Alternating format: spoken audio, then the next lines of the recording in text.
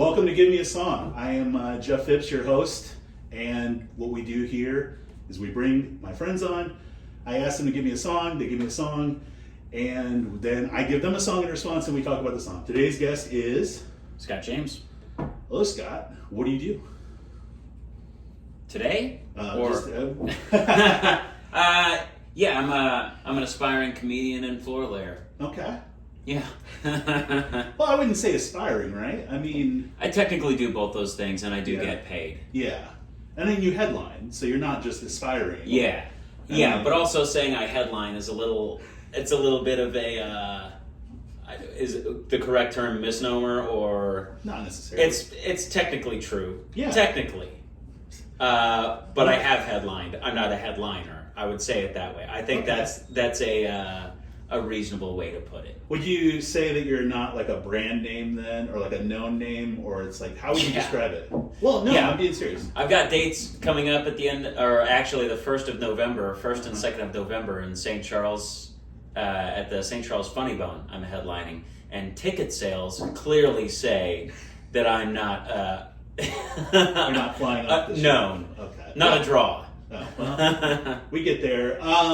So I always ask the question, and you, like I said, you're the first person who's actually heard the show. Yeah. So thank you for coming on after having heard it, because I may never be able to book anybody again. I would have canceled. Thank you. Yeah, that's true. What would you say your biggest accomplishment thus far as being a comic? That's I got a lot of like little humps that I got over that I feel like are important to me and maybe nobody else. Like you get your first paid hosting week, yeah, and then you do good at that, or you get comfortable, you feel confident doing that, and then they ask you to feature, which for non-comics, that's like the host does like 10 minutes up top, and then the feature act will do like 20 to 30 in the middle, and then the headliner is the headliner. They do 45 to an hour. Yeah. That's the name on the marquee. You know what I mean? Yeah, absolutely.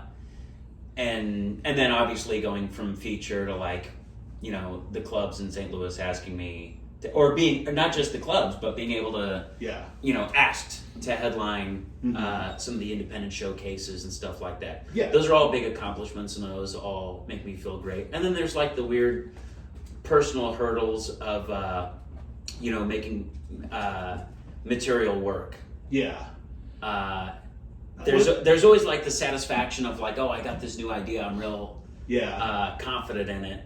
And then it does work. I mean, it works right off the bat, and then it's just all downhill from there. You lose steam, right? But then there's the ones where it takes a little, you got to hammer it out. I always say, there's probably like, comedians and open micers that have to sit through the Funny Bone open mic meetings that are probably tired of hearing this shit or whatever. So what is that? So for people who don't know, assume like I always look at it like this, like writing material. I think, or maybe even doing any kind of creative endeavor. I always say, like, especially in comedy, though, you're either a painter or a sculptor. Okay. Like you're either starting with this blank canvas and you add to it until it's your work of art. It's your piece. That makes sense. Or you're a sculptor. You start off with this big, ugly block of bullshit, and then you chisel away at it until there's your art. There's your masterpiece in there. And I'm definitely a sculptor because I always come out with these like. I always have the tendency to like have a big lump of material that I'm like, well, I mean, clearly all this is, I wrote it, clearly all this is worthy of saying out loud and getting laughs from. And that's usually not the case, though. Yeah. Usually it gets edited and filed down until sometimes it's just one surviving line that gets cannibalized into a different joke. Yeah. People say one of the things that, like wordiness is always a big thing. It's when you see early comics and they're going on stage, usually they're funny with their friends, but they're always telling, like, my favorite thing about open mics is the people who are like the first time and they're telling a story that kills with their entire group of friends. That and there's no like genuine punchline to it or anything. I had that same thing when I started, man. I've had these moments too for every like, I think for every like peak there's a valley for sure. in life. Yeah, absolutely. Bit in the valley myself right now. Oh. But I've got this like it's a real like I guess poignant memory, or it's something I always go back to, especially when I feel real shitty about what I'm doing on stage, or like, man, I've got new stuff, or I've been writing, I'm just not excited, or I'm just not you know, just not convinced by it yet. Even if it was something I was very convinced by, I would be like, no, keep hammering, keep working, keep writing, keep listening back to it and editing or whatever. But I'm kind of in that phase now where I'm like, I'm just not married to any of this material. And I remember it was pretty early on. It was before I started getting hosting work. And I was just eating a mile of shit. You know? Yeah. I had a couple things that would maybe like, oh, I got a little, a little giggle or whatever, but I wasn't doing well. But I had a little bit of like, man, there's something here. I know there's something here. I'm working on it, and I just had like a horrible. I remember this because it was early on, because it's very tough to get on with any kind of regularity at the club open mics. The Funny Bone here in St. Louis, it's very tough to get your footing when you're brand new. I mean, especially when you eat shit as consistently as I was. And also like not handling it well. Some people can bomb and eat shit, and they, you know, you can tell they're sort of like, hey, this is new material. I'm used to being funny. I know this is not a persistent, you know, I'm gonna get over this. Whereas I was not, you know, I was like, maybe I'm just not good at this. And I remember I got on the open mic, and it was probably the first time in like a month, and I was. Hell yeah. I got on the open mic, I got the stuff I've been working on, and I was all excited about it, and I bombed so hard and so aggressively. Man, it put me in a sour mood, a funky ass mood. I was feeling terrible. And it was Tuesday night, and my ex-wife at the time, she was a bartender at a bar like walking distance from my house that we're in currently. Okay. And I think I called her on the way back from that. And she's like, well, just come on. You know, she was bartending. She's like, I'll get you drunk. And I was like, yeah, probably that's the best. I got to work in the morning. That's probably the best way to handle this. Absolutely. Hang over the next day. That was her solution to a lot of life's issues, by the way. That's why it is an ex-wife. Some people, you know, that's how some people handle everything. But I did. I was like, yeah, fuck it. So I went up to this place down the street from us. And it's a nice enough place. And she got off work early. She got cut. So she was sitting there, and she was like, hey, some other friends are going to come up. Some other people that she had worked with or whatever. And then it was like kind of in like bay windows, right? Like the entrance is here, the bay windows in here. We occupied one of those tables, and there was probably like, I don't know, 7 people around that table. And man, I was just killing. I was just telling stories. I was breaking balls. And God damn it, if I wasn't just having the set of my life. And just in the middle, and she knew how upset I was about how poorly I was doing in something I felt, you know, like I really wanted to do at the time. And I remember at one point, it's almost like this really bittersweet thing. Like, people are laughing at me. There's a dude like, wiping tears. And I just ate shit where it mattered the most to me. And I turned to her and I kind of whispered into her ear, like, why can I not do this on stage? And that's a very big hurdle to get over, especially if you're the funny friend. What did she say? She didn't know. She didn't know either? Like, no, she didn't have any answers. I could bottle it up, you know. Yeah, there was like a reasonable, you know, I said it like this, when I first started doing comedy, you know, I just couldn't put a band together. And I was, I think I spent like maybe a couple years like not doing anything. And that's where I come from, you know. That was my first, like, I was in high school band. And, you know, out of high school, the thing I wanted to do was play in bands. And especially, like, you know, I was in a couple bands. Actually, if it's in the shot, this is one of the bands I was in. I think it would be. Wildly unsuccessful. But we did have an album and an album release party. There you go. Congratulations. It was in 2004, I believe. Still. So 20th anniversary, get the band back together. Oh, shit. Actually, that'd be like... Whatever. That's another conversation for another day. Okay. But yeah, after that band kind of dissolved, and I was in a different band.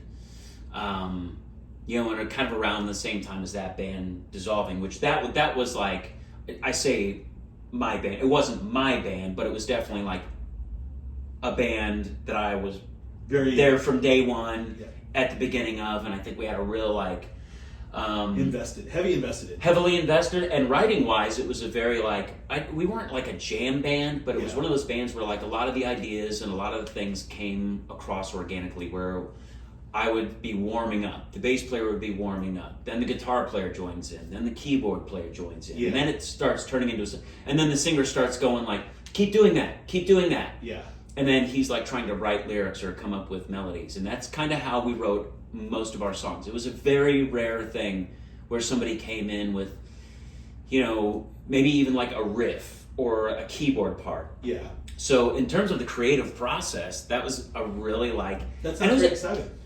It was great, for a drummer especially. Yeah. To say that like, I kind of was just warming up, or the bass player started playing, and everything started, Right.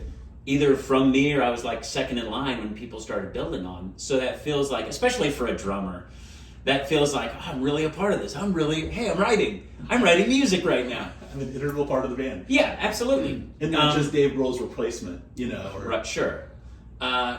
But then that band sort of dissolved, and I was in another band. Same bass player, his roommate was guitar player, singer, great friend of mine to this day. But we were in a band at the same time, because we practiced in the same basement. Why not? Okay. You guys need a drummer? Fucking A, my drums are already here. Right. But we started playing, and I just joined their band, and they had songs written. Okay. But then when we started turning the corner, where I was like, I'm in this band, and we're starting to write songs together the same way, or sort of like closer to me being like a real full-on contributing member. Yeah. And that felt great. And me and my ex-wife were in a different band at the same time, which was, I would say all the bands I was in, I have I'm bet 1,000, man. Really fun stuff to play. Yeah. Good stuff. Great creative environment. Except for that last band that me and my ex-wife were in together. And it was interesting stuff, and it was good stuff, and I think it was stuff that could have gone a long way, but the singer was batshit crazy. Oh, wow. I mean, just absolutely. And she was like, you could say she was the chief songwriter. But she came in with guitar and some vocals, and then we built everything on top of that, and it was still like still a band where we started turning the corner and writing songs together. Yeah. I was like, okay, everybody get your shit together, this is good. And then it almost seemed like the closer we got to like, this is our voice, this is our sound, she just like huh. So what happened to her, do you know? Or I think she, I don't know. I'm sort of curious. Yeah. I'm sort of curious, but also sort of, who gives a shit? She was one of those people that like, she had been around when that band was around, and she had a band, and we played with them a couple times. A pretty talented person, but also like a consistent and habitual and prolific shoot yourself in the foot type of person. Yeah. We had a gig one time that she just straight up like overslept for. Oh, wow. It was a gig in the evening. It wasn't a 7 a.m. job. Right. And I had to go to her fucking apartment and be like, hey, what the fuck? And she was like, oh my God, I'm so sorry. That's weird. Are we still playing? Are we still playing? Yeah. As a matter of fact, they're curious where we're both at. And I'm curious about where man, the last I was aware of, and this is years ago, she was married to some like health and wellness influencer. Oh boy. And she had completely like went from like, I'm a old school fucking punk rock chick, I drink and drive, and I play and I play rock and roll, to like I don't know. I'm sort of half-ass curious, but I'm also like, I think not much would surprise me. Yeah. But who knows? Yeah. I don't know. You talked about like how she's sabotaging. There's a lot of that in comedy too, where people will shoot themselves in the foot that way. It's 100% one of those things. Like, there's been a couple comics over the years that, and I sound like such a fucking square and such a dad or whatever. Yeah. But I'm like, yeah, hey, it's all cool. Have a couple drinks, smoke a little, whatever. Yeah. But you know, you're here to work a little bit, and maybe that was my attitude. So when I got into comedy, I tried to put another band together with my ex-wife and a couple other, you know, sort of friends that had recently moved back into actually keyboard player. And I didn't have, you know, anything going. I was trying to write songs. I had bought like I had a bass. I played a little bass. I'm really a drummer, but I play a little bass. Okay. And I was trying to write songs because I was like, I gotta figure something out. And they, you know, my buddy Nick and his girlfriend, wife now, moved back in town. And he was like, well, she plays a little keyboard and she sings. Yeah. And my ex-wife in that band played percussion and sang backup. So I was like, so let me get this right. Nick, you play a little guitar. She plays a little keyboard and sings. You play a little bass. I play a little bass, and I'm trying to write songs. And then my brother had just moved back in town, and he's a drummer. Yeah. So I was like, holy shit, this might work. Yeah. It didn't. Yeah. And it just became more and more frustrating because I'm a drummer. I was writing these things for me to play drums on. Yeah. And I gotta watch my brother fuck my girlfriend, essentially. I was like, this is for me to play drums on. Yeah. But I was also like, if I'm writing it on the bass, yeah, I'm also good to play the bass. I'm fine to do that. I'll get in where I fit in. Yeah. And it just was like such an uphill battle to get the creative process going. And I also can't be I can't be the one doing it. I'm not a songwriter. You know, yeah. I'm not a singer. And so that band dissolved and broke up. And I love all these people, but yeah. I mean, except for the ex-wife. But the whole thing fell apart in such a way that, like, it was just so defeating and so frustrating, and it put me in such a funk, man. And I had this, and you know, I think like my work was slow at the time, and I was laid off a little bit. I had this, like, you know what? Fuck it. I'm determined. I'm clear-headed. I'm gonna get recording equipment, and I'm gonna do it myself. Okay. You know, and then, you know, again, my ex-wife was like, "Well, yeah, we'll just do it ourselves." I'm like, "I've seen your." It was one of those things where I was like, "Look, she's like, in all honesty, she's got a decent voice, but a shit work ethic. Like, yeah, she wouldn't help write lyrics or anything like that." I mean, it was one of those things, like, I was just looking at everybody like, I can't be the one, I can't do it. I'm not equipped to write songs and melody. And I came up with some stuff that I'm very proud of. But it is the peak of my musical contribution.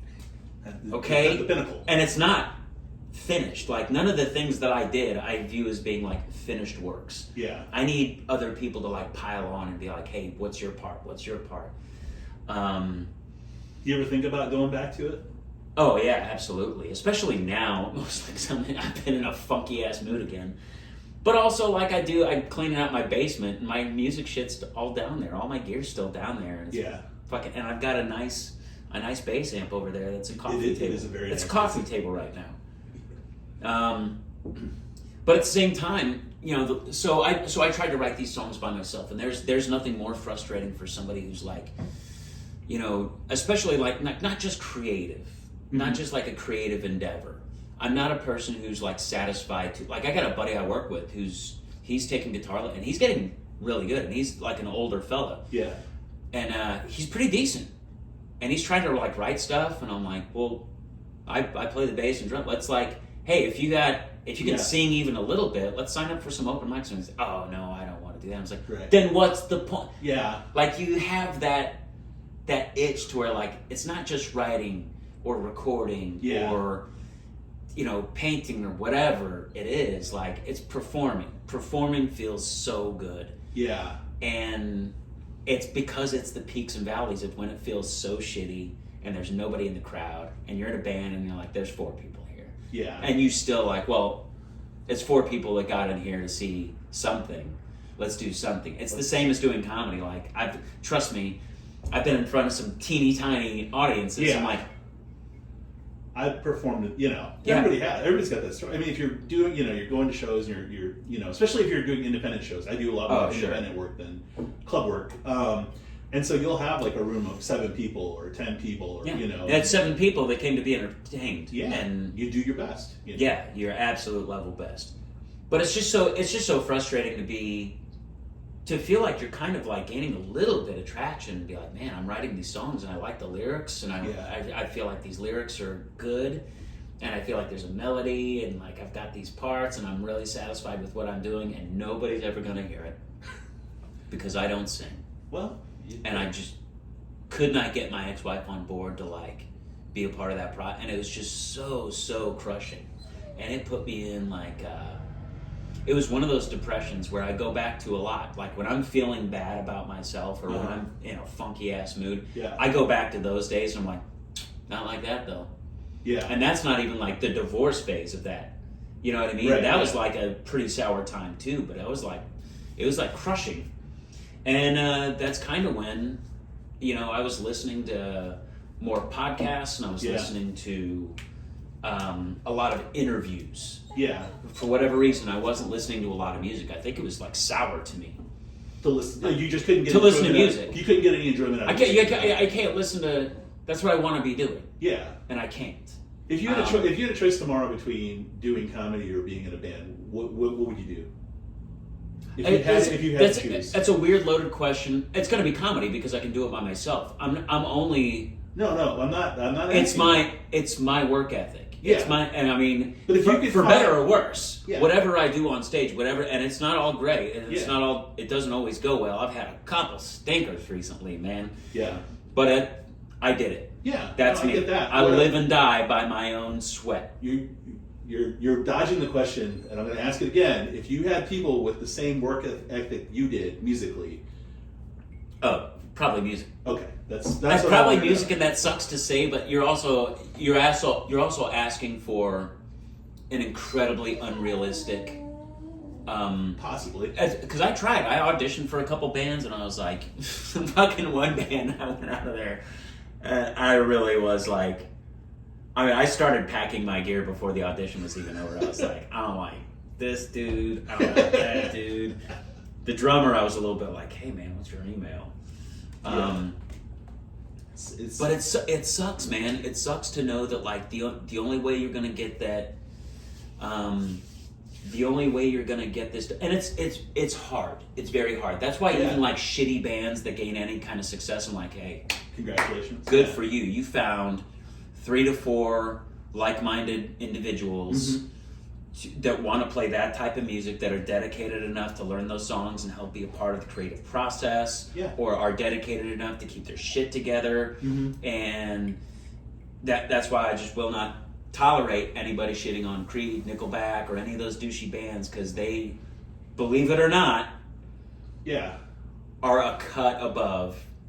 Well, if nothing else. As far as I know, Nickelback has all the remaining members. That's all original lineup. I believe so. Yeah. And look, I hate their music too.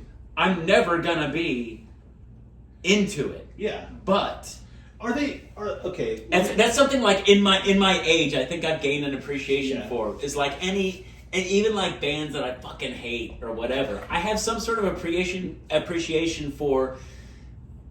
Like, and there's a couple like. There are people who are like, oh, my dad's an A&R guy for, Sony Records or whatever. Right. But at the same time, like, man, it's not just work to write, record, to do whatever.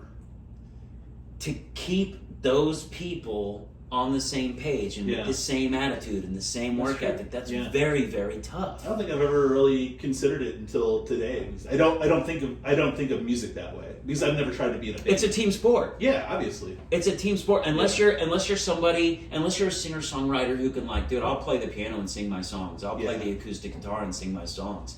And if I get to a point where I can put a band together and I say, you play my songs, then great. Well, that's great. We're gonna talk about that. That's never been a band I wanted to be in. Yeah, I always wanted to be. I like the warm bodies. I Yeah. like the team effort. I like the we're We're a working team, we're towards going- this amazing thing. Were you on a lot of team sports as a kid, or you just played music? I played. I liked all that shit, man. I wanted to play. I think I played Little League baseball. Yeah. I tried to play football. I liked doing it. I liked running around and smashing my head into people. Mm-hmm. Yeah, it's fun. It's young man fun. There you go. Yeah. But I also was really, really bad at it. Terrible at it. Most people are really bad at team Most people are sports. bad at everything. Yeah. That's why the people who are good at it are held up to some sort of... That makes sense. Yeah. What I was going to say, so you're talking about open mics, you're talking about comedy or whatever. One of the first this joke makes no sense now, but it did at the time. One of my very first jokes was about Nickelback, and it's like there's an analogy there. It's like no one wanted to be an open Trump supporter, and it's like Nickelback sold like 50 million albums, but you couldn't find a person who owned a Nickelback album. Yeah, it's just like nobody. Yeah, Trump got just whatever percentage of winning votes he got in 2016. But you couldn't find anybody at the time who were like, oh yeah, no one would openly say they voted for him. That guy?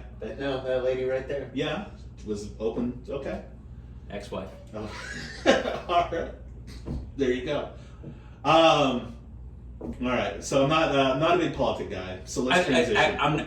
Okay. I love politics, and it sounds so stupid because I truly feel like I have some ideas and opinions, and they're all wrong. But I actually just I'm very interested sort of in the process, and I love to hear. I'm kind of hooked on a guy now, and I forget his name.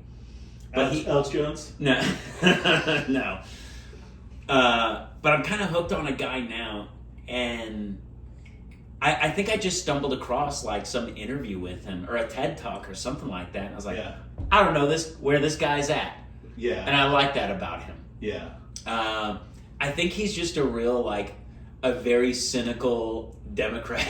And I'm like, I'm with you. Yeah. That's where I'm at. Yeah, I think. I think my pedigree for being a fairly I say fairly fucking A, man. Compared to some people, I'm so goddamn liberal. It's fun. I think it's interesting, and I love politics and I love talking about it. I understand why people don't or they find it whatever. I don't give a shit. I love hearing people's give me a reason why. Argue a good reason, and I love that.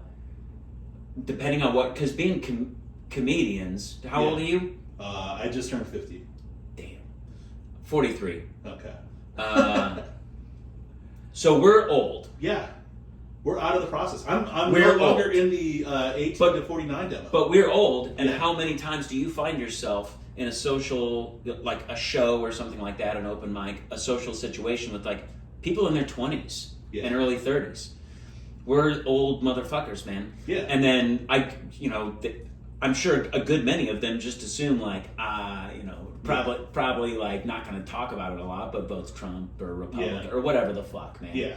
I think my pedigree as being walking it like I talk it, like a pretty liberal, progressive type of person, is unquestionable. But at the same time, I'm so fucking annoyed by people's attitudes towards things, and I have this attitude towards a lot of things, and it's also it's not just limited towards politics. It is something, your attitude and how you show up for things colors the entire situation.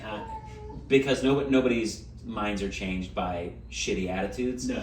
And that's the same, and I've had people in bands that had pouted when they nobody wanted to play their song or do their idea or whatever. Right.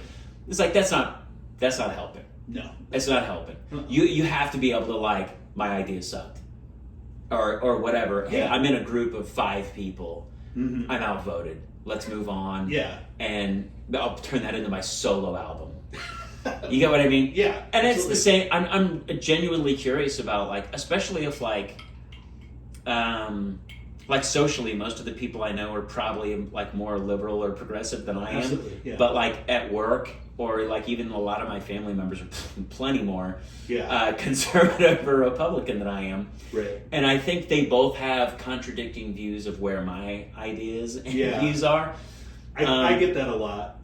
Because it is like, if I'm around my family or whatever, they probably think I'm the most lefty, progressive, liberal, like I got a trans son. Yeah. I'm supportive of all kinds of like very progressive ideas. Yeah. But then like I'm sort of convinced like a lot of like comedian friends or even like personal acquaintances who are maybe more liberal than I am or just whatever are convinced that I'm like low-key gonna vote for Trump, and I'm not. Okay. But it's just one of those things. Right. I like that. Good. Yeah. No, I kind of. Not to really, like, we're going to get off this tangent in a second, but just... Yeah, we should talk about bands and music. We should. It's the whole point of the show. We will. You'd be surprised how many conversations with me take this turn. Take this turn? Yeah. My bad. No, it's okay. It's fine. We go with what we go with here. So I was a teacher. I don't know if you knew that or not. Former teacher. To people who don't know me, they're like, oh, you're super left. And people who do know me are like, oh, you're, So the song I picked. Okay, so you're supposed to be talking about songs. Okay, God damn. You, so you know the foundation of where it came from. You know the idea. So I was talking to one of my comedy friends, and he was wearing a drive-by trucker shirt. And I did hear this. Yeah, okay. So it was Larry Smith. It's Larry Smith. Second podcast, absolutely. episode 2. Look at you. You're going to be the historian of the show, if you want. I'm going to not listen past mine. Okay, that's perfect. I'm not the target demo. You know what I mean? I mean, honestly, I do other podcasts, and honest to God, like I forget. Like if it's somebody's locals podcast, like I'll definitely do it. Yeah. And then like what I just did Eric Rustler's podcast, and it was like a month, and I just talk. Man. Yeah. I just keep going. And he was like, "Yeah, I'll probably edit it down to like an hour and a half." Yeah. I was there 3.5 fucking hours. Man. Yeah. And he was like, "Yeah, I might just do a 2-parter." I'm like, and that's what he did. Yeah, right. But then I wound up listening back to the first one. Yeah. And I was like, God damn, what else did we talk about? Yeah. I think we did it. Another hour and a half. Yeah, that's plenty. That's plenty. You don't need to do a second part. Right. Maybe if you're like, oh shit, I don't have an episode for this week. Maybe. But now I'm like, God damn, where did we go in that conversation? I don't remember what we talked about. I was just talking. If I talked about anybody in my personal life, I'm sorry. I was just talking. I was just talking with a buddy, and it was early, so I wasn't drunk, but I was hopped up on caffeine, a lot of coffee. There you go. What was the, you gave me a song. I did. What was the name of the song? And who's it by? The name of the song is Sunless Saturday, but Fishbone. Fishbone is red hot. And it's not just Sunless Saturday by Fishbone. It is a specific version of this. So it was the live version that you were... It's the live version that I want everybody to check out. And but that's all. There's a reason for that. There's a reason for that. You're doing like a Spotify playlist for the songs, yes. Yeah, but... I did put the live version of it on there. Nice. Yeah. So check that out. Check out the Spotify playlist for this. Yeah. Or also, go to YouTube.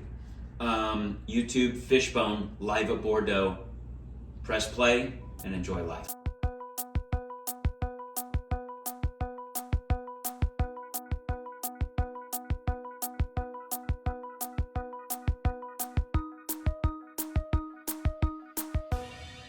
There you go. But I picked this song for a specific reason, and I bounced around between this song, that song, whatever.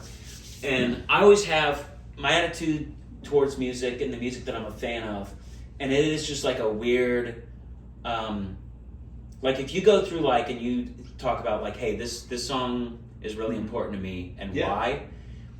That's the show. Sometimes it's very nonsensical. Sometimes it doesn't make any sense at all. And I mean, I could have picked 25 songs. Yeah, no, absolutely. I think most people but this song, for the time and space that I'm in right now, is perfect for a couple reasons. Okay. First of all, it's a sad song. Yes. I take that back. It's not a sad. No, it's high energy. Sad lyrics. Yeah. But a very Yeah, high energy. Happy, kind of a happy, aggressive song. Yeah. And the reason I chose the live version of that is you have to watch that. I mean, the whole performance, that whole album, that whole, whatever. They released it as a DVD. Mm-hmm. And you can see the whole thing on YouTube now. Fishbone is just one of those bands that, like, when I was first starting to try to, like, I was in high school. I was like a freshman or a sophomore or whatever. Mm-hmm. And it was my buddy Jamie. My buddy Jamie over here. He was one of the first guys. He was a friend of my brother's who played drums. And I was playing bass. And that was the first band I was in. Okay. It was my older brother and my buddy Jamie. And I'm sure that he was the one that was like, you should check out Fishbone. Now, Fishbone is one of those bands. They got together... I think that, like, if you Google them right now, it says, like, 79. Yeah. Which kind of surprised me. I would have guessed, like, 84, 85. So 79 to current. Yes. I will also say that there was, lineup-wise, there's been a lot of ups and downs. Currently, there's one original member that's been in the band the whole time and an original member that came back. Yeah. After a long absence. How do you, now, okay, so, and I gotta jump in. I think I gotta jump in a little bit more. Sure. How do we rein Scott in? I think people have tried for years. I guess so. How do you feel about bands that have, like, a revolving door of a lineup? Where are you at with it? So, but this is an important question for this band specifically because when this album was recorded, when this live performance was done, this is a great lineup for this band. Okay. And it's literally like, I believe the only two original members are the singer, Angelo Moore, and the bass player, Norwood Fisher. Okay. And it's a great lineup for this band. And this was like a long lineup for this band too. So it's not like just some like day players. It's not like hired guns. A lot of bands will do that. Yeah. They're like, hey, we're touring. And you realize, like, so the singer with a bunch of hired guns, like a bunch of dudes that were in a different band on another tour. Right. That's not the same thing. This lineup did write and record a lot of albums. Okay. I think like this. So they weren't original members, but they had been there long enough to like earn their stripes in the band. Yes. Okay. But that's not even, when I first stumbled across Fishbone was in high school, and that wasn't even their original lineup. Right.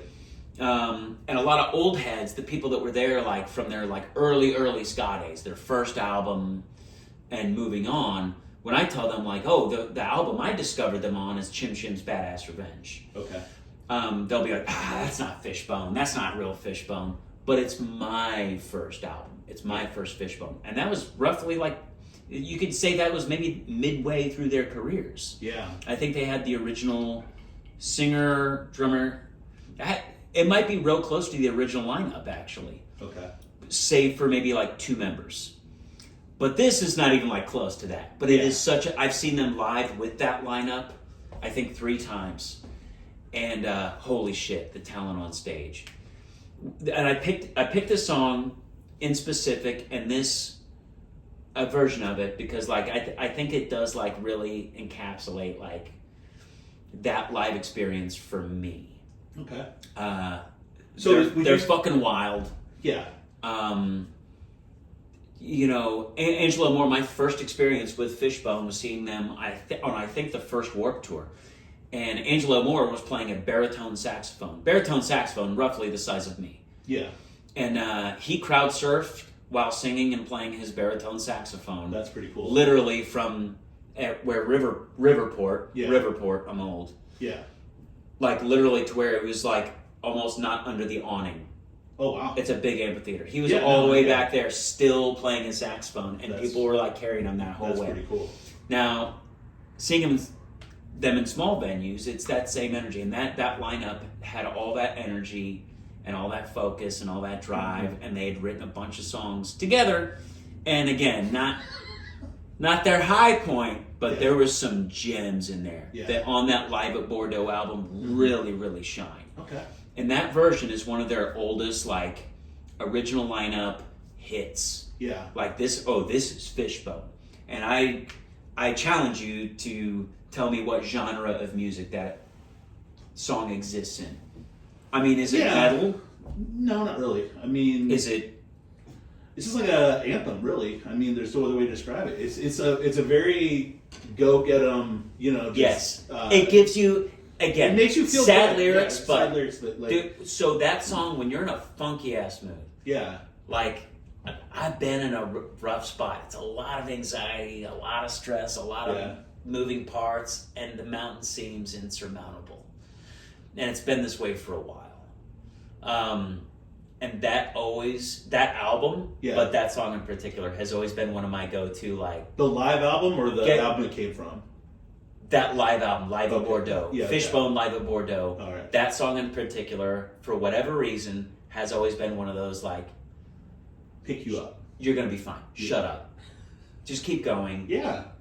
Quit crying. And some of it is like a little bit the lyrics. It's sad lyrics. It is sad lyrics. But that song is so like oddly uplifting. What he opens with, like, what is he sees? I see the pestilence outside my windows. I see the dung heaps piled at least a mile high. Right. My favorite, you know, the lyrics are sad. I forget the third verse, but it's the saddest line. Like the last two lines are. I didn't memorize the song. Yeah, hold on. I gotta get my phone because I actually have the lyrics to your song too in there. Okay. Oh yeah, the last verse. I see the helpless and I see the insane. I see a pauper singing in the pouring rain. I see the means of help elude us again. I think the sun will never visit me again. Sad. Yeah. No, the sun will never visit again. That's just devastating. It's one of those. Yeah, it is, but it's also like it's not a sad song in a weird way. Yeah. And especially like when I hear that live version, you know, he kind of does that like Angelo Moore. I think is a contender for best front man in history. I'd say. I mean, Freddie Mercury's going to be number one for me. Angelo Moore, he might be a close second. But when he's like, you know, it's a live version, he's going, whoa, and then microphone. And the crowd went with it. I thought that was great. The first time the harmony hits with him and the kid that plays the trumpet and sings backup, the first time they hit that harmony is like, I mean, chills. Yeah. And it's one of those songs, it works, because I have a lot of songs like this when I'm in a particular kind of mood, and I'm like, hey, I need this song. It's a song I can't listen to all the time. Yeah. I can't listen to a lot because I don't want it to stop working on me. Okay. I got songs that like will this is what you need tear me up, it'll make me cry, that's the medicine I need. And this is one of those songs that brings me right out of that funk. I dropped my kid off at college, you know, a month or two ago now. You know, this is sophomore year. Freshman year, I had it real bad. I was driving back from dropping him off at college, and man, I had a couple of those moments on the way back where I was like, get out of it. Yeah. I was so sad, and so like, it just welled up in me. I put on this album. That's good. And it got you through it. And that song came on, and by the time, it's like roughly like middle of the way through the album, by that time that song came on, I was back. I was like punching the roof of the car, fucking A, everything's gonna be okay. And by the way, he went to college an hour and a half away. Yeah. I think I was down there visiting him like 3 weeks later. It's fine. Yeah. But yeah, it's this song, this album just does that to me. That's awesome. It gets me out of a funk. Yeah. So I've listened to the album because I'm doing this. I've listened to it a couple times recently. I got to put it away for a couple months at least. Okay. At least until the next tragedy happens. Until the next time you need it. Yeah. It's breaking a case of glass kind of thing. It is, absolutely. And I have songs that are like the very first like whatever, like breakup songs. Yeah. Songs that are just like I tried to have like there are songs that like pump me up, like, hey, I got a show. I'm headlining. Yeah. I need to be fucking pumped. Mm-hmm. I need to go on stage like nothing can hurt me. Yeah. When the reality of it is everything can hurt me out there. Yeah. No, absolutely. But I got a list of songs for that. Okay. I got a list of songs for when crazy down, depressed, whatever. Yeah. I got songs that, like, if you played it for me in the middle of the day in a good mood, would make me cry. Oh, wow. And I got songs like this that are like, bridge the gap. Yeah, no, that's awesome. I will tell you when I first heard this song. So normally it takes me a while before I send somebody a song. And I told you that. I was like, it'll take me a day or two. But when I saw Fishbone, I was like, I want to check one thing. And I went to Wikipedia and looked up the song. And I looked at the release date of the album, and it was April of 91. The original album. The original, the original song. Not the, yeah. Yeah. And so one of the questions I had was, is it the live version or other? And I did ask you that. I was 10 years old. And, okay. Well, I wasn't, because I was 16 at the time. And I had a friend who lived in Colorado. So I grew up near a military base on the other side of the river, Sky Air Force Base. And so people would come and go. And so, like, one of my best friends in 8th grade moved to Colorado Springs. And so in between that summer, I went and visited him. And then before my senior year, I went and visited him again. And he wasn't like somebody who really listened to music or anything like that. But when I went the second time, he was into what he called world music. And world music. World music, so the genre of music, and it was Fishbone. And that's what world music. That's what they were calling it then. That's what they were calling it then. They were one of those bands that, like, they definitely started out as like a pretty straightforward ska band. Yeah. But then they also exist in this like magical era of bands. Yeah. That just occupied a particular space. And you're talking about Living Colour, Fishbone, Bad Brains, and you're talking about, like, if you had to think about those genres of music that those bands exist in, and you tell me what type of person you're talking about, you're definitely not talking about, like, you're not talking about black artists. Right. So they bridged this weird gap where I'm like, they bridged so many gaps for me. Yeah. Fishbone, just as a band, that first album that I listened to, which was a studio album, Chim Chim's Badass Revenge. Yeah. I think is what the album's called. And there was everything on there. Yeah. There was like speed punk, metal, ska, right. And it was great. And it was just like, what the fuck is this? I guess world is like, it's a little bit of everything. Yeah. There was some reggae on there. There was some... Yeah. Well, that was kind of the thing. It was all these different backgrounds from all these different sources. Sure. And, sure. And they always put, like, Sting and Paul Simon in that genre as well. How can Fishbone exist in the same genre of music as Sting and Paul Simon? Because it's the same... But you know what's funny? In a weird like, that almost makes sense, but doesn't. Right. They've got get on YouTube, Fishbone.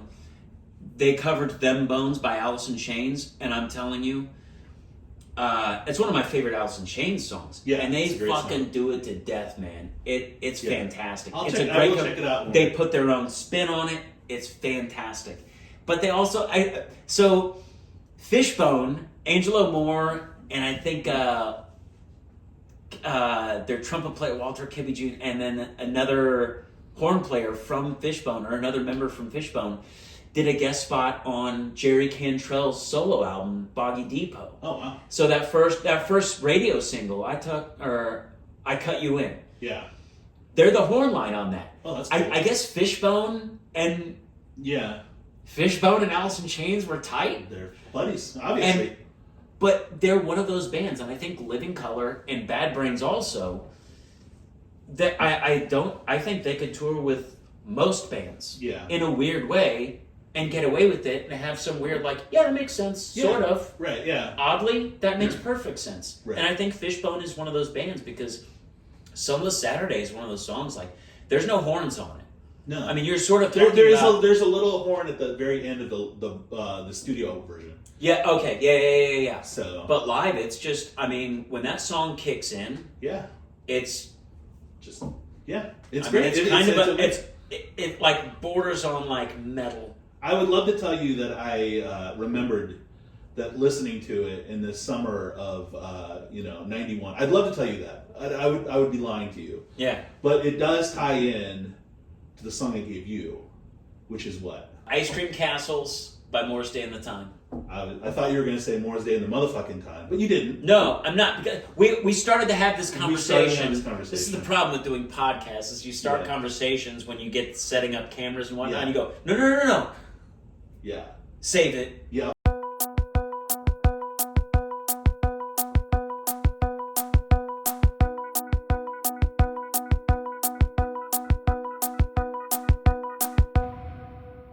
So Moore's Day and the Time in general occupies this weird space in my head. Yeah.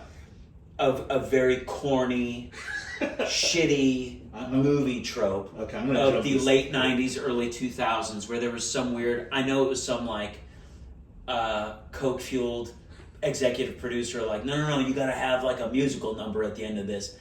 And so they were, Moore's Day and the Time, there was like 100 movies. So you're talking specifically about Jay and Silent Bob Strike Back? Yes. Okay. But as a movie trope, it was like, we need to get, a band that's like not... But it was just... and I find it unfortunate because I was familiar... I say familiar with... I was aware of Moore's Day and the Time before that movie came out. And I almost thought that was like a weird cheapening of Moore's Day and the Time to include them in that movie because they come out of fucking nowhere. There's no, like, Jay and Silent Bob had been in, like, 3 movies up to that point. Yeah. Until they got their own, like, solo endeavor. Yeah.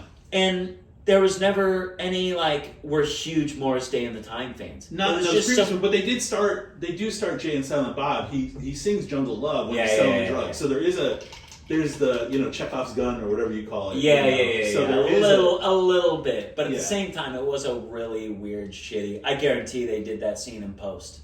They were like, hey, we need to do reshoots and this Jungle Love, like, and then there had to be some dance, like, you know what I mean? Like, there was a lot of comedy movies at that time had to have that moment at the end of the movie where there's some, like, semi-outdated band that's, like, ironically funny but kind of cool, and Moore's Day and the Time fit the bill for Jay and Silent Bob. And I think that's disrespectful to Moore's Day and the Time. Yes. Anyway... I chose this song because while we were listening to Fishbone, he was also big on Moore's Day and the Time. And so Ice Cream Castle's always stuck with me. And like no one knows Ice Cream Castle's for real. I mean people who like people who know Moore's Day, who like genuinely listen to Moore's Day and the Time, not like I heard Jungle Love and Purple Rain. Yes. Which is where most people know. That's where most of them. And I think there's a good section of people who believe that they're a fictional band. Yeah, right. Probably. That they're like, oh, this is not a real band, and this is some song that Prince wrote for this fictional band to play during Purple Rain. But Moore's Day put out, so Moore's Day and Time had 3, by the time I heard Ice Cream Castles, they had like 3 albums out. Yeah. And then they took a huge break, and then they came back because of Jay and Silent Bob Strikes Back. Yeah. Because it was like, we got to strike with an iron heart. People don't realize that Jimmy Jam and Terry Lewis are in Moore's Day and the Time. And I don't know if you know who Jimmy Jam and Terry Lewis are, but they're the people who produced Janet Jackson. Yeah, and so they were a big... yes. So that's a weird, like, how to put it, incestuous, cannibalistic, whatever. Yeah. There are a lot of bands like that. Still to this day, there are a lot of bands that are like, I wonder whatever happened to them. Yeah. Well, they're producing Katy Perry songs right now. They're writing... They're writing the next Beyonce hit right now. There are a lot of those type of artists. Moore's Day and the Time for sure. Like there's... there are a couple bands like that I actually like, sort of weird one-off songs. One of my favorite ones was a band called Spiral Staircase. That I love you more today than yesterday. Not that your singing's terrible. It is. Honestly, if my singing was like slightly better, you might go like, yeah, I heard that. I think Goldfinger covered it also. Okay. Great song. Yeah. A band that does not exist in most circles outside of that song. You might recognize that song and not know the band, and you'd be right. It's all studio musicians. They were just like, hey, let's cut an album. Yeah. Hey, we got studio time. And Moore's Day and the Time wasn't necessarily that, but they were definitely one of those bands that a lot of those members went on to like do big things for other people. But behind the scenes, like I wrote half at Janet Jackson's album. Right. Yeah. I was whoever's drummer on tour. Right. You know? Did you know that Prince wrote like all of their music? Yes. Yeah. So when you're talking about singer-songwriters, somebody doing it themselves, like Prince was one of those guys, and I loved it. I heard this thing about David Bowie too, actually, and there might be a little bit of hyperbole mixed in this hyperbole. Yeah. I almost did the joke about the epitome of hyperbole. There you go. There might be a little bit of hyperbole involved in this, but I think when David Bowie was recording, it was either the Earthling album or some other album, one of his later albums, he went into the studio with 80 songs. I heard that somewhere. It wouldn't surprise me. And he recorded just like a shitload. Yeah. And then was like, well, there's like 12 songs. Yeah, you get 15 songs. Right. And that's the album. Yeah, for sure. Prince was one of those people that probably just has like, that's why it was such a big deal. Like, oh shit, who gets the rights to whatever they find in the vault at Paisley Palace? Yeah. Because there's probably like, his house was apparently wired to record in almost every room. Mm-hmm. Yeah, he basically had, it's one giant studio. There's probably demo versions of songs that are like, one of my favorite Prince albums, and this is such a weird... Yeah, because he wrote most of Morris Day's... No, he wrote like all of it. Yeah. And he gave them the song Kiss and took it back. Right, yeah. Like the song Kiss is on a Morris Day and the Time album, I believe. Yeah. And he was like, I'm still going to do it. Yeah. And it was a bigger hit for Prince. Oh, absolutely. He also wrote Nothing Compares to You. Nothing Compares to You. The biggest Sinead O'Connor He wrote hit. The Bangles song, Endless Monday, or whatever it's called. Manic Monday. Manic Monday. Yeah, there you go. It's almost that for that era, nobody has more creative output than Prince. Yeah. Apollonia's 5. She's never written a song. In her life, but it was Sheila E. Like he wrote so much music, and it's just crazy. Like he wrote he made a genre. He wanted to do funk, but he couldn't do it under his own name, and he literally just found people to do it for him. But then he got to a point in his career where he's like, "I'm Prince. I do what I want." Right. Which is great. But this wasn't for somebody like Prince. Yeah. That's great. But then he also had no more use for the time. Right. So they kind of went by the wayside. Yeah. But one of my favorite. So the album Musicology. Mm-hmm. I read a review about Musicology, and they sort of referred to it as being a very like. I don't know if it was like Rolling Stone or whatever the publication was, but they referred to it as being a very grounded, more earthy Prince. And the first song, Musicology, is a pretty straightforward, like drums, bass, guitar, singing. There wasn't a lot of overdubs on the vocals. Yeah. It was pretty straightforward, like a real funky type groove. And then the keyboard kicks in. I'm like, there's Prince. Yeah. That it totally brought me out of it and brought me back to the 80s. And part of it pissed me off, and part of it was like, oh, Prince, you're just always going to have that. Yeah. He can't help himself. No. And why should he? No. Yeah. But let's talk about Ice Cream Castles, specifically. Yeah. You hadn't heard this before I sent it to you. I think I had, but I was probably very young. Yeah, absolutely. Again, they sort of occupy this weird space in my mind, as does Prince, of like not quite classic rock or classic whatever enough to be like throwback for me. It's like in that era where this was like music my mom might have been like, I love Morris Day and the Time. Yeah. You get what I'm saying? Yeah, no, absolutely. Where it was like, if it was music where you were familiar with your parents liking, at some point you turn a corner and go like, that shit sucks. Yeah. I don't like that. My parents like that. I need to do something different. No, my parents listened to country, so I never got into that. Like, never, ever. I don't think my parents were ever country people. No, my parents were. And so it's just kind of like, it was like really easy to just go, I'm not listening to this. I think but then again, I know like the lyrics to like every country song from like probably like 75 up to like 92. And like if you played anything at this point, I would just be able to sing along with it. I'm sure there's some good stuff in there. Yeah, there's good songwriters. Right, there's good. Yeah. It's one of those other weird things. Like you get to an age where like, I fucking hate country music. I appreciate the endeavor. I appreciate it. They can write songs. Good for them. Yeah, thank you for doing this and taking those people out of my system. That's awesome that you do this amazing thing that I don't give a shit about. Right. I don't like it. But I also like appreciate the endeavor. I mean, there's there's artistry there. Absolutely. Yeah. It's just so subjective. It's comedy, it's painting, it's music, it's whatever, it's movies. I mean, there's definitely movies that for some reason I can't understand why people are like, this movie's so good, such a classic, so underrated. I was like, this movie's dog shit. I don't know why people like it. Yeah. Whatever. So when you did listen to it, what was the take on it? Did you think it was what I expected? Yeah. I think I had heard the song before. Yeah. I couldn't tell you where. I definitely went through a phase in high school where I was getting into like Parliament Funkadelic. Yeah. I was getting back into Prince. Yeah.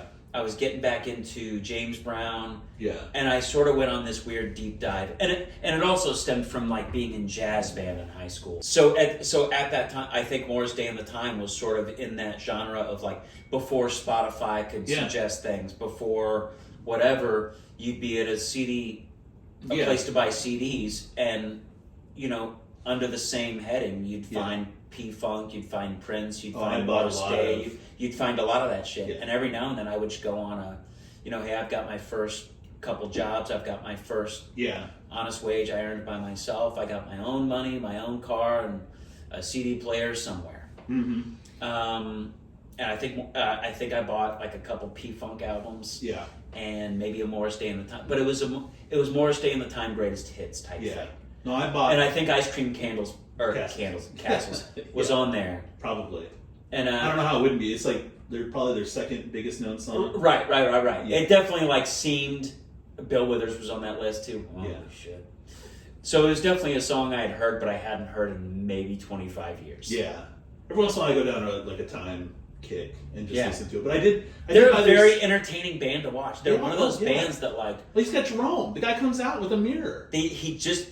So Morris Day can be like, God damn, I'm pretty. Yeah. I love it. I love the showmanship. It's next level showman. I think that's a weird crossover between Fishbone and Morris Day and the Time. Is an over the top showmanship of like, but I think like almost in two oddly like.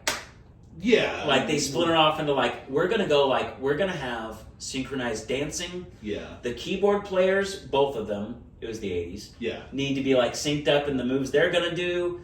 We need to be doing the Jungle Love dance. We got to have like at some point. And we're all dressed like At some point, Jerome's got to bring out a table. Yeah.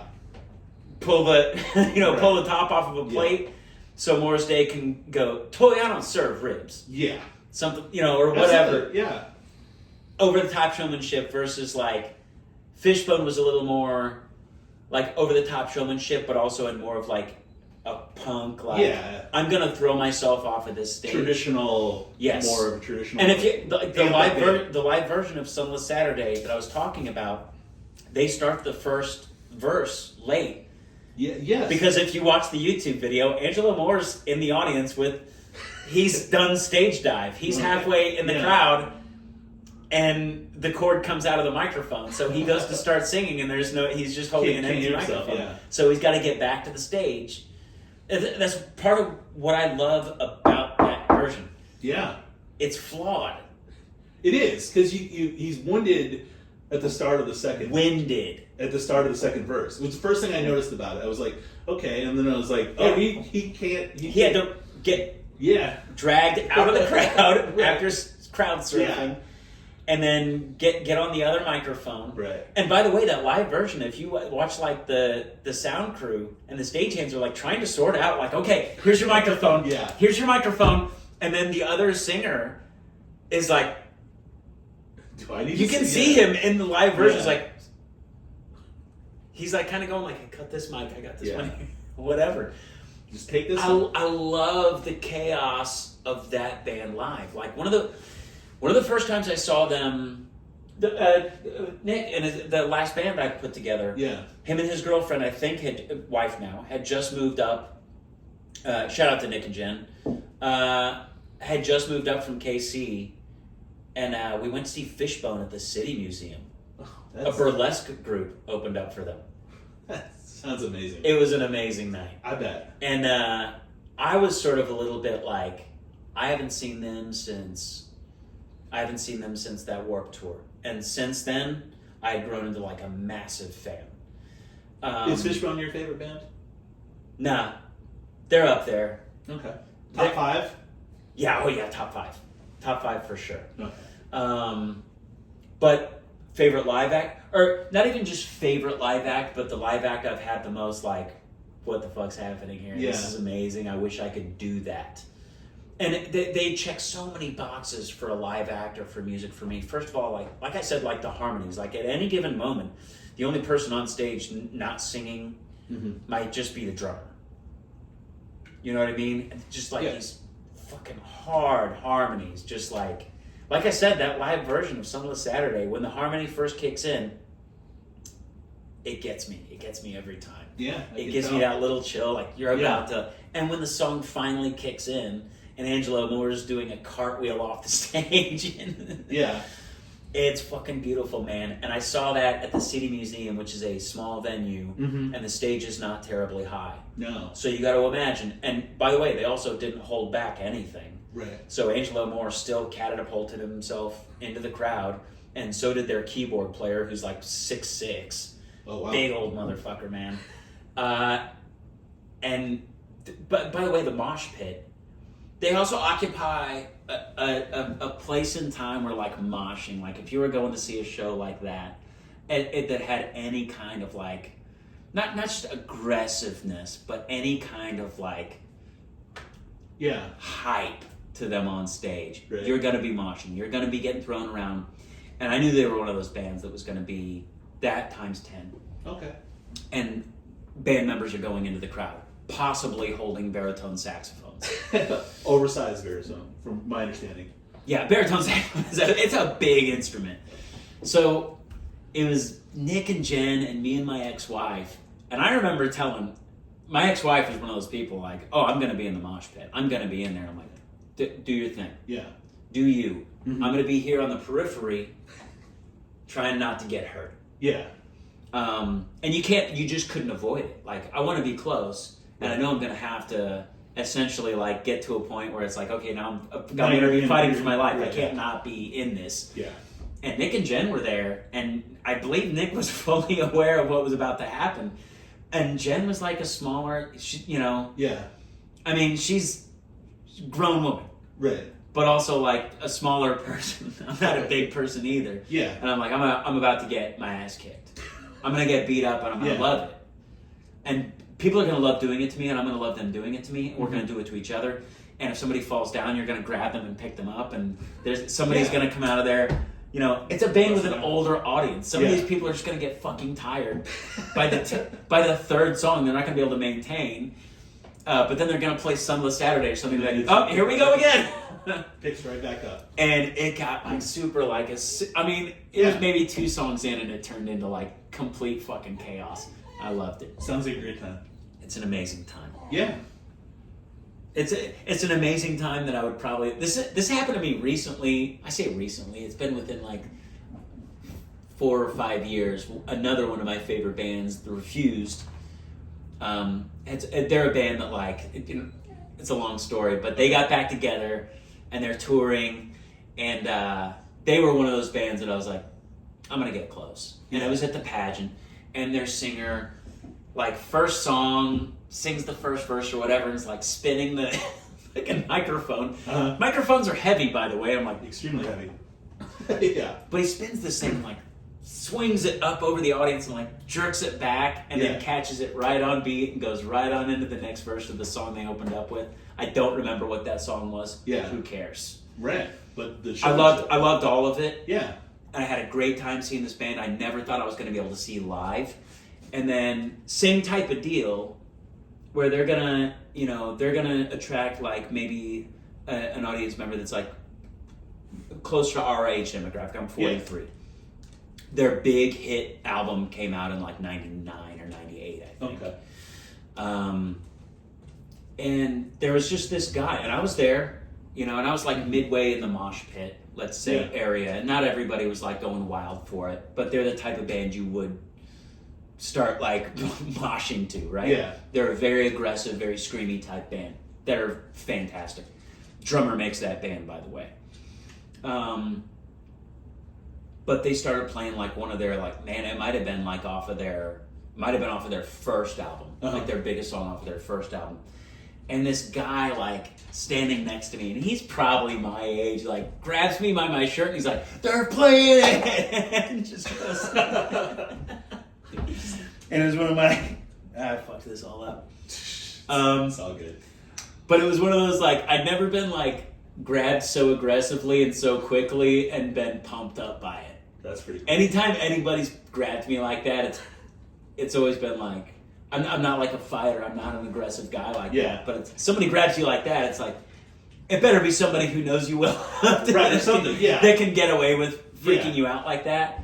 But I knew exactly this guy's energy, and I was on board for it. And it's the same deal with that Fishbone. That's great. Live energy. Like, that's what we're here. We're kind of here to do that. Right. I want to jump off of that stage. And guess what? If Angelo Moore jumps off there, I'm going to hold him in his Barry Sachs, and we're going to get him all the way around this venue safely. Right, and it was just great. Yeah.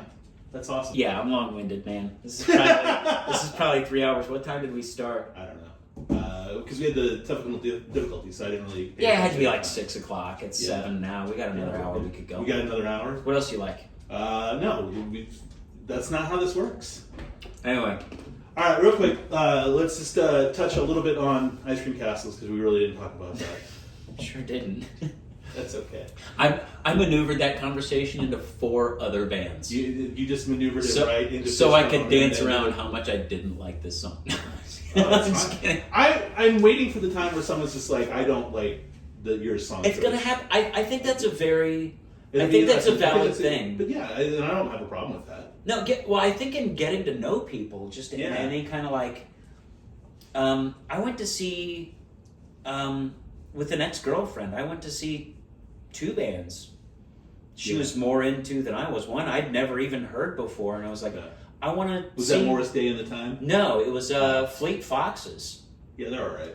And it was, it's not my thing, but it was also like, I liked watching her watch them. Yeah. No, and she was a big Killers fan, and it was like me and Sean O'Brien and his girlfriend Heather, we all went to see the Killers. Yeah. And I was like, the Killers, I'm kind of neither here nor there on. They're fine. But they also have, their drummer's fucking amazing. Exceptional drummer.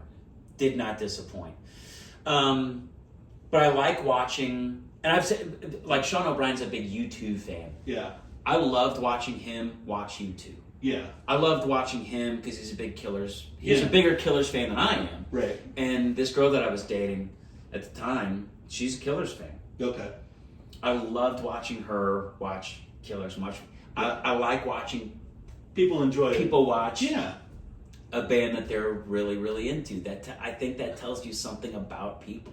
Yeah. And it's like, like suggesting a song like this song, it gives me that little bit of like, if you said like, I really love this song, you could take a couple things away from that. Yeah. To sort of like, not judge, but judge. To make an opinion on. You could probably go like, all right, you're probably not 22. Yeah. You're probably not, you could sort of go demographic-wise and go through there and be like, yeah, I think that's a weirdly like, an appropriate song. Especially like, if you had said Jungle Love by Morris Day and the Time, I'd be like, I don't need to listen to it. I got it. I like it. Well, yeah. It's fine. But it's like the generic choice, though. It's like, that would be telling, somebody giving you Jungle Love, like, on this. And I probably would have rolled my eyes at it. Well, you're just like, okay, are you really a Morris Day fan, or are you just like... You just know this song. You just saw Jane and Silent Bob. Or maybe you're a big fan of Purple Rain. But then 100%. If you were, but then you wouldn't choose Jungle Love if you're talking about Purple Rain. Yeah. Because you choose Purple Rain. You choose Purple Rain. Yeah. So, no, I really do like Morris Day in the Time, like I said. And I really like this song. The lyrics are weird, right? I mean, they don't make any sense, to be honest. I mean, they do. They're just very like, hey, I like you, you like me. It's let's be honest. Let's be straight here. This is a song about getting girls. Yeah, no, absolutely. It's about like, hey, I like you, you like me. But like, I think the first verse is like, hey, you're white. I'm a man of color. I'm of color. I'm of color. Which is such a... And then later on, if you Google the lyrics, by the way, he definitely talks about... It goes like after like the third chorus, he goes... They're shouting up girls. They're like, white girls. White girls, Orientals. It's very like. And keep in mind, Morris Day did not write this. Prince did. Prince did. So it's like he was getting it all out of his system. Like this is who I really am. I wonder how many of those songs that Morris Day and the Time got that he was just like, this song kind of sucks. I don't know. I doubt Let's see if Morris. Call Morris. Yeah, I get it. Hold on. How many of these did you really? I mean, what do you do? You know, I'm sure they had some input, but like, you know, who knows? Like, if you go to the album, like the vinyl and the liner notes, who wrote what, who wrote this, who wrote that. Yeah. It almost in a weird way bugs me when bands do that. It's one of the things, oddly, I respected about Rage Against the Machine, was in their liner notes, it would just be like all songs written by Rage Against the Machine. Yeah. I like that. Yeah. You're in a band. Mm-hmm. You're a band. Yeah, it's a group effort. So if the liner notes for Morris Day and the Time say all songs written and recorded by Morris Day and the motherfucking Time. I don't think they do. They probably they don't. Did you look? No. I want to say my mom growing up might have had a Morris Day and the Time. I remember she had a Queen album, and Queen would do that. This song was written by Freddie Mercury. Well, yeah, but this he song was going to written make sure. By, but they all did it. They all had albums on there. This was like, and it's the Beatles' fault. Yes, Because but they also had 4 people writing songs. They had 3.5 people. They had 3.5 people writing 2 people, songs. and then they let a third person. Don't do write George songs. Harrison right. Don't do George Harrison like that. No, I'm just telling you. They had 2 people writing songs, and those 2 people made sure that you knew. This is a John Lennon song. This is a John Lennon song. This is a Paul McCartney song. And then when they finally, let George in, it was like, fine, we'll, I thought you were the quiet one, George. Right, what the yeah. fuck, What are you doing, man? And, and Ringo showing up with, whatever. And they're, sure, we got space. Yeah, I think at that point, psychedelics had started coming into play, and they're like, I heard Ringo's written songs. Yeah. Like, you go ahead, buddy. But the point is that, like, they made that possible. Like, instead of it being a band, it's like, it wasn't the Beatles. It was specifically, and even the Stones do that too. Well, I think prior to them, you got to think, like, who was the biggest recording artist before? And I say recording artist for a reason. Who was the biggest before them? Elvis. Yeah. You know how many Elvis songs Elvis wrote? 1. That's it. We looked it up after the movie. We went down an Elvis rabbit hole, and we're like, how many of these did he really write? And it was like 1 song. Yeah, not shit. Right, but if you were in a band... He was a recording artist. Yeah. Just the same way as, like, so many artists are now. But, and honestly, like, you could say it sort of started... Who knows when it started? Yeah. But it definitely, like, continued into Morris Day and the Time. Yeah. I'm sure there are songs that Morris Day and the Time wrote and recorded. Like, those are all like... Well, the album after, when they got back together, was like all of them. Yeah. Because then it was like, Prince was kind of done with, I'm bored with this. Because he goes off in his tangents, and it's like, he made like the new power... he didn't even tell the Revolution they were done. He just, like, they walked in the studio one day, and just didn't go on tour with them. There was the new power group, or whatever they were calling themselves, and it's like, wait, who are you people? I have serious questions about, James Brown did the same thing, where he had the JBs, and at some point he had, at some point there was a different band, and you're like... Well, George Clinton did the same thing. Oh, fucking Jimi Hendrix did it. Yeah. And at some point... Yeah. George Clinton did the same thing to Funkadelic, and then he did it to But how much? Parliament, My question is, if you're the singer and you don't play an instrument, it's your voice. How much of that are you actually writing? How much of this are you actually like? I don't know. It's Morris Day and the Time. How much is Morris Day? Yeah. How much is James Brown? Is he like telling the guitar player what to play? Is he telling?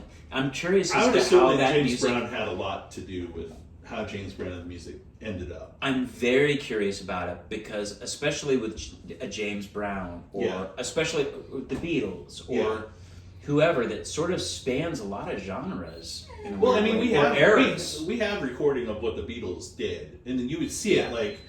Well, they were a cover band when they started. They were a bar band, just like most bands were. Like, you need to learn these songs that are popular so you can actually get gigs. Right.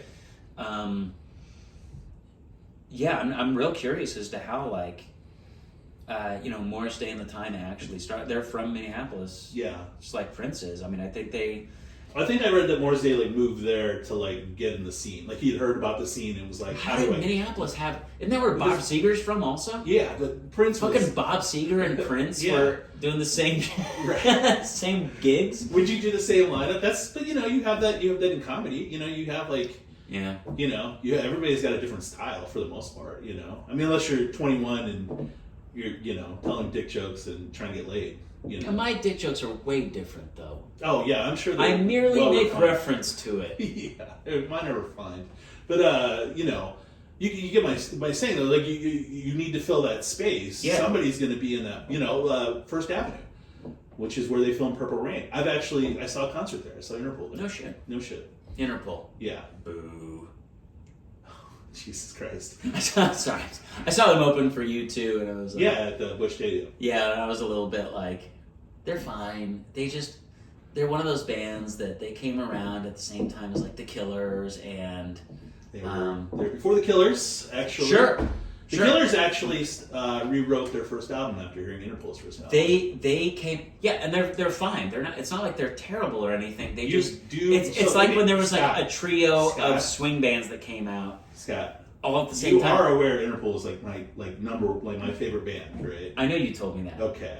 So, part of me just wanted to bring them up so I could go. Just to knife me in the back. Sure, it's fine. I want to say.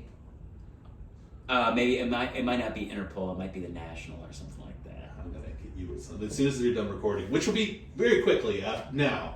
Yeah, we'll wrap up. No, all kidding aside, that's fine. They might have been the band that like sort of started this weird like vibe. There are a bunch of bands that sound like them, but they weren't as popular in the States as certain bands that came after. No. So there's a book called Meet Me in the Bathroom, and there's a documentary too, and it kind of goes through this New York. The 2000s New York underground thing with the Strokes and garage bands, yeah, and all that, and it's a great book. It's this. I like the yeah. So anyway, it kind of just documents all of that, and it's a great book and a great read, and it kind of just goes through like how all these bands came to be, and I'm curious about that genre, because it's an era of music I don't particularly enjoy because it was an era of music. Where I was like, well, we want to be kind of shitty. We sort of don't want like a good drummer. And there were a couple bands that came out of that I really, really enjoyed. There was a band called Hot Hot Heat that they released an EP and an LP. Sort of like not a demo, but like 5 or 6 songs and then a full length album. Yeah. And there's a couple songs on there that I was like, oh, holy shit, I really enjoy this. And I think it was my friend Crystal that introduced me to them. And I remember listening to this album and be like, the first 2 albums, I remember thinking like, this is either the shittiest drummer on earth or the most creative drummer ever. Yeah.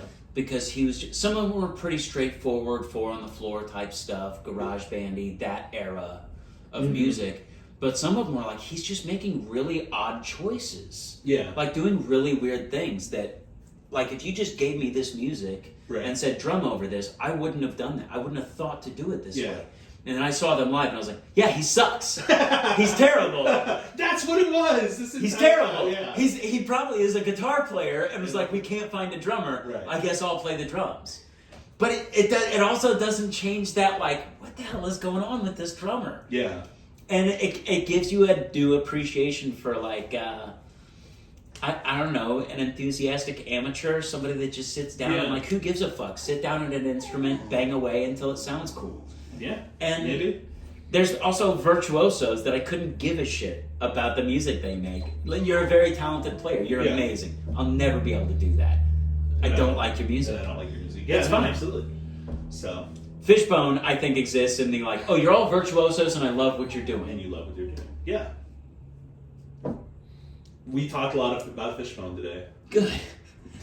We talked a little bit about Morris Day and the Time. We talked a little bit Prince. You can't talk about Morris Day and the Time without talking about Prince. You literally can't. There's no way around it. Right. So, I think we've covered the songs pretty well. We went on some pretty big tangents. That's okay. We did it. Tangents are how I exist, man. We've learned a lot about Scott James today, I think, too. Yeah, I can't concentrate. Yeah, kind of interesting. I appreciate you coming on. Like, anybody willing to come onto the show, I really appreciate. Sure. And I do appreciate, the song you get. Like I said, it just reminded me, like, we really didn't touch on it because, of the 8 million tangents. This summer was like when I first did comedy. Me and my friend, he had a camcorder because he was a rich kid. His dad was a colonel, and his dad was a colonel. He had camcorder. He had camcorders. What year are we talking about? 91. Okay, yeah, as Yeah, the kid had a camcorder. Okay. Yeah. Oh, yeah. It wasn't like, hey, I'm going to borrow my dad's camcorder. It's No. like, I have my own. I have my own camcorder. Fair enough. Yeah, and we would make stupid sketches. All the time, all around the house, everywhere. Like, that's what we did that summer. And we listened to Fishbone the entire time. And No shit. And the time. Yeah, that was it. So, like I said, I didn't, like, it just, you brought me back. Like I said, that's why I was able to give you that song, like, immediately. Because it was like, I wanted to make sure that song was on that album. And once I was like, this is what we listened to for an entire summer. Was this in the time. I love that, even if it's a music or an artist or a song that you necessarily like, you listen back to, you like, yeah, that's not. But at the time, and when it brings you back to that place, I have so many dog-eared moments of my life that I think are so important for whatever reason, good, bad, whatever, that are dog-eared by the music I was listening to. No, absolutely. I think that's most people. I mean, most people, everything, has a point. A reference point to a song a lot of times. Like if, and then we'll close on this, but if I hear End of the Road by Boyz II Men, I'm immediately taken back to like Basic Training. Because that's what I heard everywhere for like the summer of 92 is just End of the Road. There's always songs like that like, songs like that I'm always going to like associate with like high school dances. Right, yeah, like absolutely. That. And like hobble, like slow dance. I call it hobbling because like all I knew how to do was like rock back and forth. The one side step from left to right, if that, or you just sway. Yeah, absolutely. I like that those. I think everybody has those moments, but and I think it's maybe like a little arrogant to say like, no, but yeah, I'm like that, but more. But so there are songs that really, really get me still to this day. Like I put them on, and honestly, some of them horrible memories. Yeah, horrible time in my life. And then a song like this that is like, I think that's why this song still holds that place. Yeah, because I've been in a funky ass mood, and it just takes you right up. Back. That's awesome. Good. Thank you so much for coming on. I really appreciate it. Thanks for having me. Yeah. So anyway, this has been Scott James, everybody. How can we get a hold of you online? My number is 636. That's on you. You finish that. No, just follow me on Instagram, Scotty James 81, Scotty with a Y, SCOTTY JAMES 81. Trying to be a little more active and like post on reels and shit like that. I'm 43. Yeah. Sellout. But I'm on social media. I'm on Facebook. I'm on. Find me on Instagram. That's the one That's the preferred. I think that's the one where my best work is done. Probably. Great. I am at Jeffrey Phipps, JEFFERY_Phipps.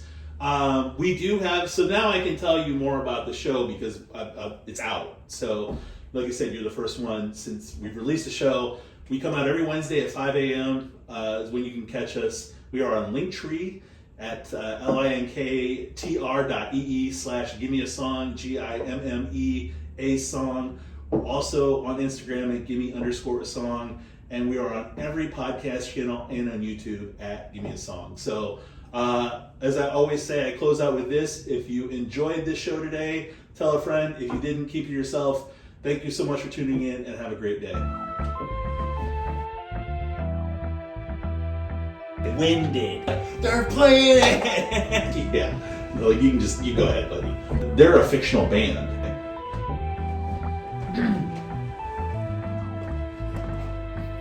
Not bad. We probably got started at like 6.